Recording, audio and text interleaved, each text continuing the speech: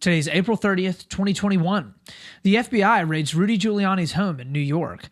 Biden gives his first speech to Congress, and Seattle feels the pain of less police. I'm your host, Austin Taylor, and this is Split the Difference podcast. Here we take a look at both sides of the political aisle as we try to bridge the gap between today's biggest issues. Remember, times may be divisive, and we may not always agree, but together we can stay level-headed, be reasonable, and always split the difference. Welcome back, Split the Difference friends, Split the Difference family. We got a fantastic episode for you here today, finishing this week strong, bringing you all the best news and insights from both sides of the aisle as we always do, trying our best to look at the good and the bad and the ugly on the left, the good, the bad, and the ugly on the right, and trying to split the difference and find that sweet, sweet truth that oftentimes lies right there in the middle. So, if y'all are interested in that, let's go ahead and hop on into our first story of the day, story number 1. So for our first story of the day, many of you know who Rudy Giuliani is. Some of you may know him as Trump's former lawyer. Some of you may know him as the former mayor of New York, right? Big deal there. Some of you may know him from the speech that he gave a few months back, claiming election fraud and interference as black streaks ran down the side of his face and all of the fake hair painted onto his head beaded away from the sweat that was just coming out from all the intense speaking that he was doing. So his most recent and large job, though, was defending the previous president from a wide variety of different things, right? We've seen Rudy Giuliani's face all over everything over the past couple years because he was Trump's main man. He was his lawyer for a good couple years. Right-hand man, okay? But like everyone that has been close to Trump, he ended up getting burned pretty bad, right? Another great example of that is actually Michael Cohen, who was Trump's former lawyer and kind of, big deed doer, who is currently sitting in jail and is also probably ghostwriting a book that he will make bukus on when he gets out. But Giuliani was the guy that defended Trump in his first impeachment trial. He was there defending Trump as people hurled accusations at him about a lot of his more scurrilous social life, right?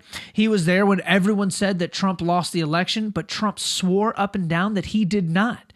Giuliani had his back, okay? Rudy Giuliani was there helping coordinate and file dozens of lawsuits all the way across the country, all of which, failed miserably, but nonetheless, Rudy Giuliani was there, okay? But now, Rudy Giuliani is making the news, not because of poor hair care routine, but because the FBI has actually raided his home and office in Manhattan, New York. I confiscated a bunch of documents and electronic devices. Rudy claims that he has done nothing wrong, as he normally would. I can't imagine Rudy Giuliani doing anything wrong, right? That would be crazy. His son, Andrew Giuliani, said that the raid was, quote, absurd and totally unnecessary. So the feds wanted information that Rudy may have had, okay? Because they're investigating whether or not he had violated the Foreign Agent Registration Act in his dealings with the Ukraine, remember, about a year or so ago. So this was another impeachment. This was one of Donald Trump's impeachment trials. He had 2, right? So the first one was around the Ukraine, okay? Donald Trump had ended up getting over, and he was talking to some people there in the Ukraine, and there was that famous phone call that came out where Trump was basically like, listen, we really need your help in covering some of the stuff that was going on with Hunter Biden. We know that Hunter Biden's a terrible person. We know that y'all know Hunter Biden's a terrible person. And he was going apparently to Rudy Giuliani, and he was like, Rudy, I need you to dig up some dirt, okay? Looks like Biden is gaining a little bit of steam in the polls. He's gaining a little bit of steam in the hearts of the American people, but we can't have that. We need to dig up some dirt on Hunter Biden. Supposedly, this is what had happened, okay? Or at least that's why Donald Trump was impeached. So, Rudy Giuliani was obviously trying to do some work for Donald Trump, trying to dig up a little bit of dirt, trying to figure out what Hunter Biden was really doing over there in the Ukraine. And now it's looking like the FBI is currently investigating that because, you can't do that. Okay, so Rudy's lawyer, his name is Robert Costello. I'm going to go with Costello. It may be Costello. I don't know, but it looks like it's Latin in origin. So he claims that all of this is complete bunk, right? And that all of the electronic devices that were taken by the feds have a large amount of client information on it that is protected by attorney-client privilege, okay? So the feds, he's saying, are just completely ignoring attorney-client privilege, okay? And they're trying to get in there and they're trying to steal information because they really want to dig up dirt on Trump, right? All this is actually about getting at Trump. What? Like, this is the FBI. Okay, this is the Federal Bureau of Investigation. They do not care about Rudy Giuliani's attorney-client privilege if he is hiding illegal activity that could have taken place, aiding and abetting a current sitting president in doing illegal and scurrilous activity. Attorney-client privilege does not protect you from keeping all of that information away from the Federal Bureau of Investigation. Like, that is literally why the FBI is there, okay? So Biden came out, they asked him about it. Hey, man, did you know that this was going on? Biden was like, I swear I didn't know anything about it. Apparently, he had no idea. Do I believe that? Not really. All right. Biden more than likely knew what was going on. Obviously, he's not going to say anything about it. He's obviously not going to say that he knew. I would be very, very surprised if Joe Biden had no idea that they were going to be raiding the office of Donald Trump's former attorney, the person that basically tried to argue for and protect Donald Trump for the entirety of his time and tenure in office. Of course, Biden knew about it. But so that the feds actually also issued a warrant to confiscate electronics from a lady named Victoria Toensing. Okay, she is a D.C. lawyer that has been close to Giuliani for a little while. Apparently, she's not the target of an investigation or of the investigation, but they seized her electronics. Obviously, they thought that she was communicating with Giuliani in one way or another. Maybe she was doing a little bit of work with or for Giuliani, and now they want to be able to look at her electronic devices as well. I'll just say this much, okay? I know that Trump and Rudy really, really thought that Hunter and Joe Biden had some not great stuff going on in Ukraine. And honestly, they're probably correct, right? I mean, we can all be honest here. If you've been in the DC swamp of politics for as long as Joe Biden has, okay, there are, of course, some not so savory things that you have been doing or that you have aided and abetted in your time there in DC, okay? You're probably going to get some little kickbacks to your son if you can. He's the vice president of the United States at the time of the Obama years, while his son is kind of gallivanting around the world, opening up and running all of these shell companies in various countries. Of course, Hunter Biden was doing something that he probably should not have been doing, and he was using his dad's name in order to be able to get it done. Of course. But I am also not nearly naive enough to think that Trump and Giuliani didn't do anything sketchy either, okay? Going out and digging up dirt on an opponent, a political opponent that is running against you in the presidency by trying to convince and bribe, maybe not bribe, all right, maybe that's a little too strong, but trying to convince another foreign country, okay, to give out bad information about that candidate, not a good look, okay? And unfortunately, for Rudy and for Trump, this is now really kind of coming full circle and biting them in the butt a little bit, okay? Every single presidential administration has sketchy stuff that they do. Of course they do. Like I said, if you're in politics, I'm under the impression that you probably are doing some pretty, sketchy stuff, all right? But Trump lost, and Trump's out of power.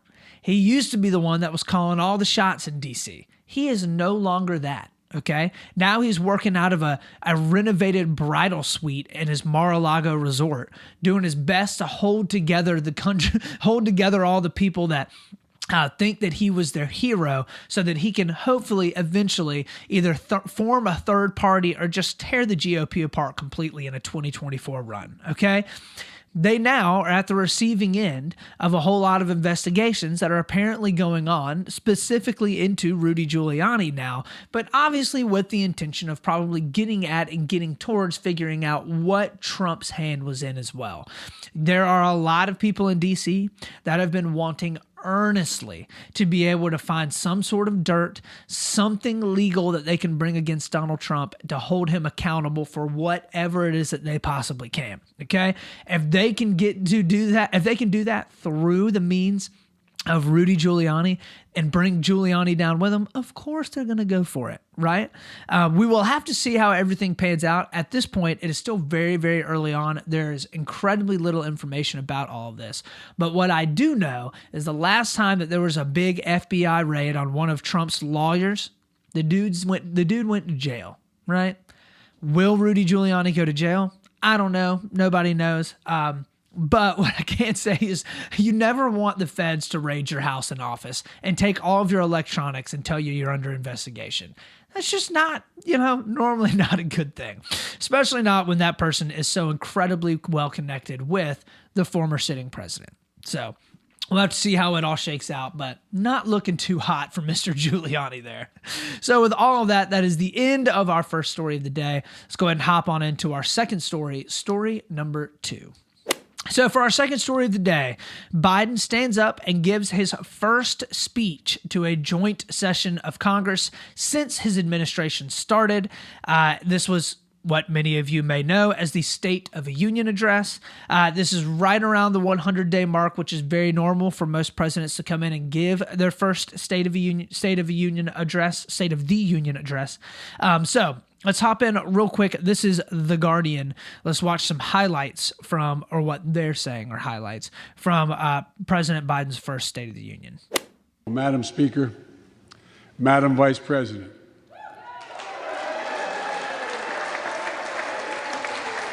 no president has ever said those words from this podium. No president has ever said those words, and it's about time. I stand here tonight, one day shy of the 100th day of my administration. 100 days since I took the oath of office and lifted my hand off our family Bible and inherited a nation, we all did, that was in crisis.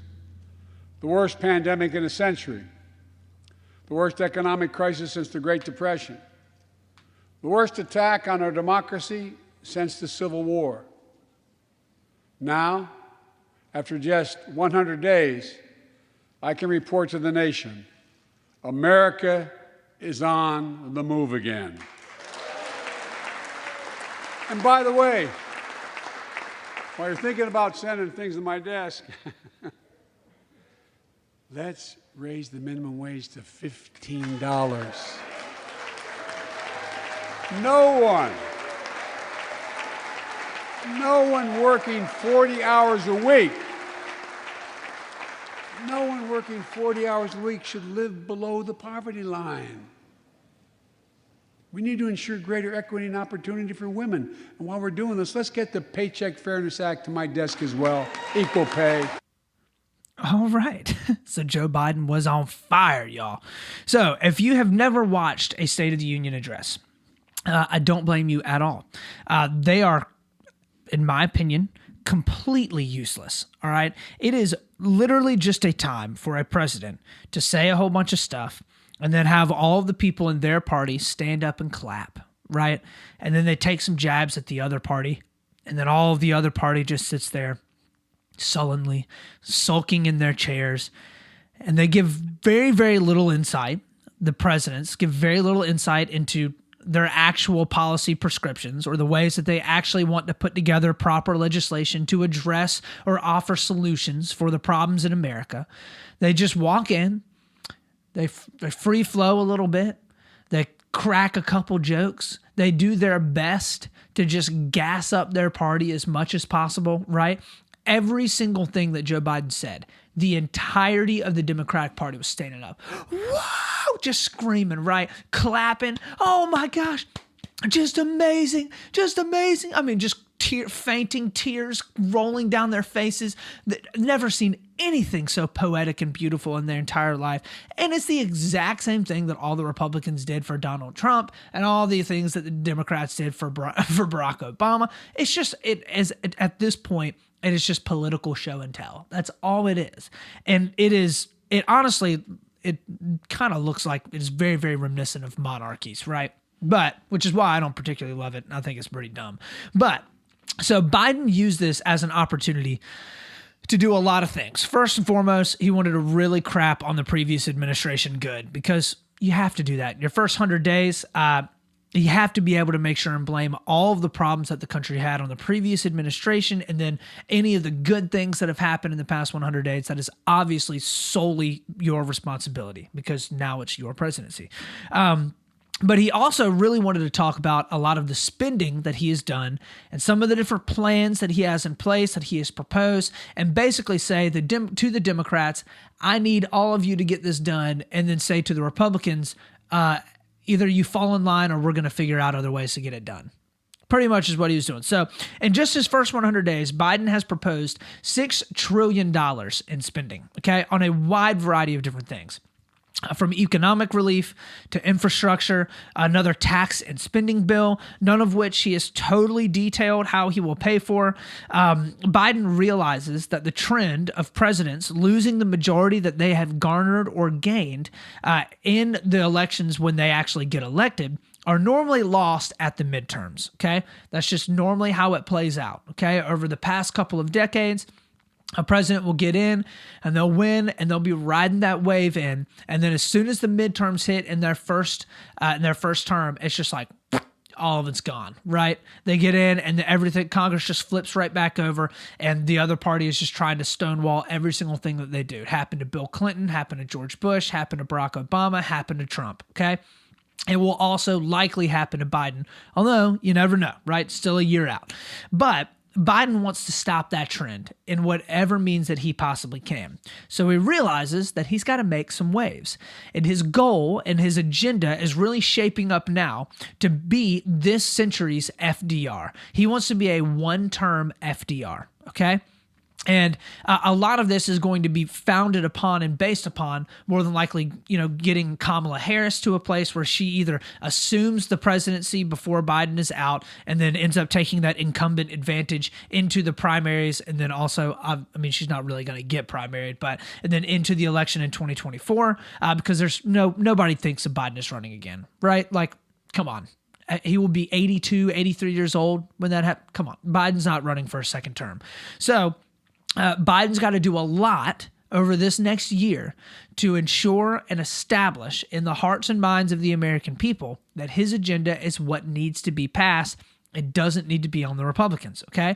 So what's he got to do? He's got to pass a gigantic wave of executive orders that is straight in line with FDR, who had, by and large, the most amount of executive orders that were ever passed by a president. Biden's going to pass a huge amount of spending. FDR had an unprecedented amount of spending in his terms as well. Biden, of course, has totally blown that out of the water. And then he wants to instigate a massive wealth transfer promulgated by the federal government, okay? And hopefully take money directly from the government and put it into people's pockets through a wide gambit of different ways, right? Whether that's through infrastructure, whether it's through direct stimulus payments actually given to Americans, whether it's through some sort of UBI, which may eventually be put in. If all of it, of course, goes according to plan, he will hopefully garner and gain the support of the vast majority of the American people, and the Democratic Party subsequently will be able to keep power heading into the midterms. If it doesn't, then America will be shackled with debt for decades, and the Republicans will be charged with coming in and changing course, which in recent past has shown they are not very good at. So Biden says that he will be able to pass all of this spending without increasing the deficit at all. Maybe he knows math that I don't. He says that we basically can further increase taxes on the rich and use it to fund all of the spending that we have. He actually has also proposed tax cuts as well, various tax cuts. He has gigantic tax increases on the rich, but he's proposed also tax cuts on other people. So in my research, I have not been able to find a major economist or tax expert that has said that the math works out. Most of the time, Moody's will be very, very generous to more left-leaning economics and Democratic candidates or people that are in office that tend to be more progressive in their economic leanings. But the most generous that I really have been able to find has just said that Biden's tax and spending plan are, quote, untested at best. That's according to NBC. So what is clear is that Biden cares very, very little for, I think, maybe the long-term economic plan because he's wanting to cement his legacy now, and he's wanting to make sure that the Democrats are able to take hold of this gigantic power vacuum that is happening currently. And I don't necessarily think that, like, that's Biden being short-sighted, right? Or that's Biden being dumb or not playing politically the way that he should. If anything, I think it's actually really smart, okay? Most presidents, okay, it's very difficult to find presidents that are like, all right, I'm going to do everything that I can so that 20 years from now, America's going to be great, okay? Most presidents step in and they work very hard to establish their own legacy and kind of establish who they are in their term, okay? Biden, I think, wants to do that for the Democratic Party as a whole, okay? Biden's goal and Biden's message is basically we have to have policy that the American people are going to like because we want to be able to stay in power. I know that seems like, what? Well, duh. Obviously, that's what every political party wants to do. But, okay, it comes with this incredibly unique time in American history where you've had an incredibly popular president, okay, who also was equally just as hated, okay? And he's caused this gigantic rift in the other side of the aisle. And that's not to say that Democrats don't have problems of their own. Of course they do. But Donald Trump has created uniquely difficult problems for the GOP. And Biden sees the fracturing and he realizes this is the time for the Democratic Party to step in. If they are able to get in and take a lot of money from the federal government and redistribute it to the masses, and they're able to convince the masses that they're the reason why that money is getting into their pockets, then the masses are going to vote for the Democrats, okay? That's just how it goes, right? And they should, right? If the vast majority of people see and like the policy that the Democrats are putting forth, they should vote them in. That's why we have elections, okay? And there really are portions of Biden's spending plan that personally I think make a lot of sense, okay? Especially portions of his infrastructure plan I like a lot, okay? I do think that there needs to be solid spending on investing in green energy. I do think that there needs to be solid research and development into a lot of things, and I do think that there's ways that the government can help to spur that on, although I think the vast majority of it should be done by private industry. But the amount of spending that Biden wants to do is, I mean, unquestionably gigantic. I mean, it is trillions and trillions and trillions of dollars, okay? There's no way, and there's no doubt that the amount of spending that Biden is planning and that he's wanting to do can't be paid for by simply raising taxes on people that make more than $400,000 a year, okay? The money has to come from somewhere. And the longer that we are pushing out this debt for further and further interest payments down the road, the more burdensome it will be on the backs of future taxpayers, okay? One thing that we do know is for sure is that America is incredibly divided and is coming off of one of the worst years that it has come off of in a very, very long time. But, and Joe Biden can and will take credit for a lot of this. The economy looks like it is roaring back, growing faster than it has in a very long time. Job growth looks steady. There's been a gigantic increase in the United States GDP. COVID is on its way down because the vaccines are getting out. And Biden, as any other president would, is taking credit for this, okay? So far, though, it hasn't necessarily reflected in a lot of the opinion polls or approval rating polls for Biden, which have him sitting right around 52% approval rating, which is actually not all that great because the amount of people, it's actually exactly equal to the amount of people that voted for him. And normally presidents enjoy a bit of a boost in their approval rating in the first 100 days, and it looks like he hasn't really done that. But what I will say, if the good times continue to last through next year, it is going to be very difficult for the Democrats, I think, to lose a lot of the elections that they have. Okay. It's going to be difficult for the Republicans to come in and sweep a whole bunch of seats in Congress if people are looking around, they're like, the economy is doing great. Okay. Jobs are back. COVID is gone, right? I remember back when Trump was in office and all the Republicans were running the show, and COVID was just roaring. The economy was in shambles, right? And some of that may have been totally out of the hands of the Republicans, right? But people are going to look back on it and they're going to remember it. And the Democrats may be able to capitalize on it. And that's what Joe Biden is really, really working to try and be able to do. He may succeed in it. He may not. We will just have to wait and see. So with all of that, that is the end of our second story of the day. Let's go ahead and hop on into our third story and our last story, story number 3. So for our third story of the day, the Seattle Police Department, okay? So I've covered some of the whole defund the police, kind of stuff that has happened over this past year. I've done it once or twice on the podcast, and personally, I will go ahead and say this up front. The whole defund the police movement has to be one of the dumbest movements that I've seen in a while. I personally think. I don't think it is a marketing problem, as some Democrats have said. There have been a couple of Democrats, most notably Barack Obama, that's come out and said that the whole defund the police thing, their heart is in the right place, but it's just a really poor marketing issue. I totally disagree with that. I think that in a lot of ways it is piece and parcel to an agenda that I think is incorrect and wrong overall in terms of where they want to take the criminal justice system. But getting rid of the police in communities that desperately need protection from violence and gang activity is absolutely absurd to even consider on its face, right? But that has not stopped a few cities from diving headlong into it after being caught up in the political fervor of last year's events. And one of them is Seattle. So Seattle announced that last year alone, 180 cops walked off of the police force. And more than 60 have already left this year after what they have said were weeks of protest and heightened anti-police rhetoric. Okay, they are also not the only city, as I mentioned before. So another example would be Louisville, Kentucky.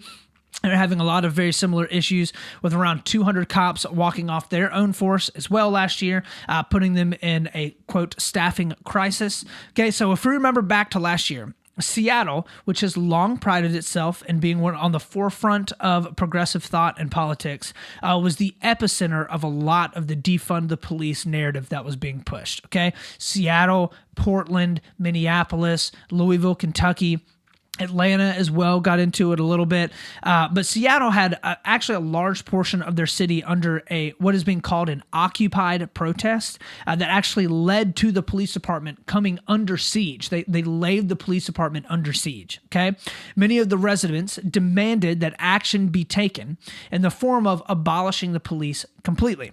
The city council, which is incredibly left-leaning as well, obliged as much as they could, and then proceeded to go on an incredibly aggressive budget cut of the police department. So this resulted in the police chief resigning last year. They have not been able to recruit back up to the numbers that they need to properly take care of the city. And with many people that are submitting and making calls into the police department regularly never get responded to, they actually have detectives and specialists that are actually reporting to routine calls because there literally are not enough cops to answer them. So the city council is also considering an additional $5.4 million budget cut. Because what better way to let cops know that you care for them than just by taking away their funding? So in 2020, there was also a 50% rise in homicides over 2019. A 50% rise, okay? Along with an increase in crime in just about every other area, okay? This is common sense. Like I've said before, if there are no cops to stop crime in high crime areas, there will be more crime. That's just how it works, okay?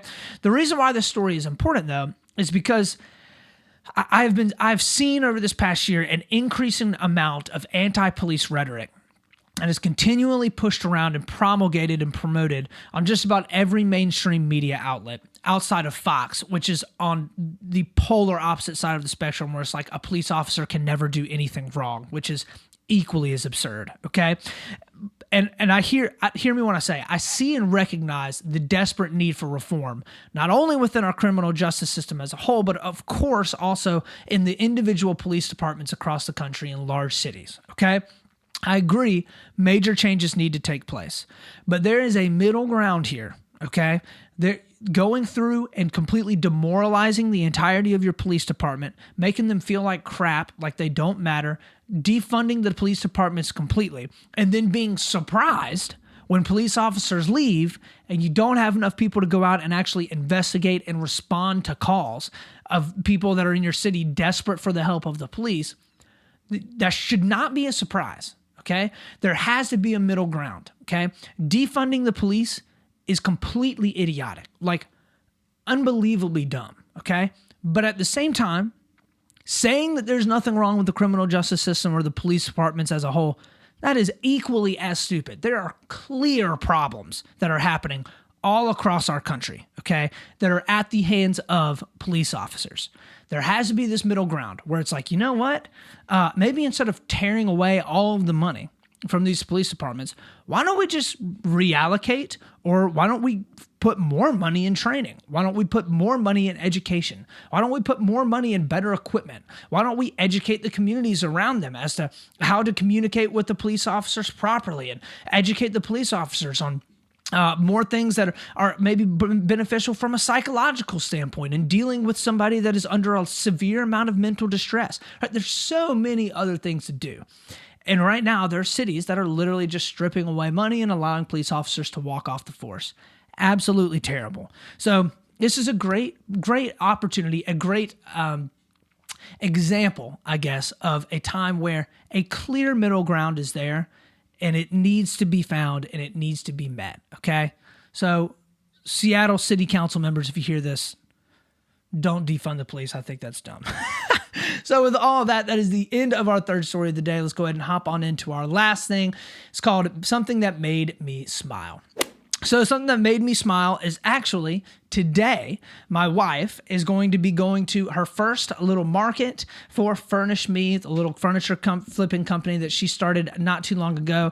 And we are all super excited about it. I think it's going to be a ton of fun. So if you guys are in anywhere around the North Main Street area of Columbia, you should totally stop by and check out the Noma Market and look for Carson and I. Will both be there, hanging out, selling furniture, and having a great time. So if you're looking for our Instagram as well for all that, it's going to be at Furnish Me. So with all that, that is the end of our podcast today. Thank you so much for stopping by and for checking us out. As always, y'all, we're going to do our best to stay level-headed. We are always going to be reasonable. And of course, we're going to split the difference. This is Austin Taylor. Thank you for listening to Split the Difference podcast, written, recorded, and hosted by Austin Taylor.